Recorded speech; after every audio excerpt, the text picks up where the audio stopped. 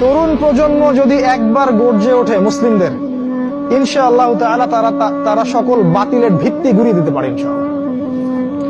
তরুণ প্রজন্মের মধ্যেই ছিল খালিদ বিন ওয়ালিদ, তারেক বিন জিয়াদ, এই মানুষগুলা, ওমর ইবনুল খাত্তাব, আলী ইবনে আবি তালেব, যায়েদ ইবনে হারেসা, আসাদুল্লাহ, সাদ ইবনে আবি ওয়াক্কাস। এই যে সাহাবায়ে কেরামদের নাম আপনারা জানেন, তরুণ সাহাবী ছিলেন যখন তার ইসলামের পক্ষে দাঁড়িয়েছিলেন। একাই ওমর, সে সারা মক্কাকে পরিবর্তন করে ফেললো। এক হামজার সামনেই 20-30টা মানুষ দাঁড়াতে সাহস পাইত না। একজন তারেক বিন জিয়াদ, তিনি স্পেন জয় করে ফেললেন মাত্র অল্প কিছু সৈন্য নিয়ে। মোহাম্মদ বিন কাসিম আমাদের এই ভারতীয় উপমহাদেশ জয় করলেন, এখন আপনি মুসলিম হয়ে এখানে বসে আছেন। এই তরুণ প্রজন্মই পারে এই বাতিলের শিকড় উপড়ে ফেলতে। এই জন্য মাসিহুদ দাজ্জাল এবং তার অনুসারীরা খুব ভালো করেই জানে যে মুসলিম তরুণ প্রজন্মকে যদি আমরা আটকাতে না পারি, তাহলে আমাদের ভবিষ্যৎ খারাপ আছে।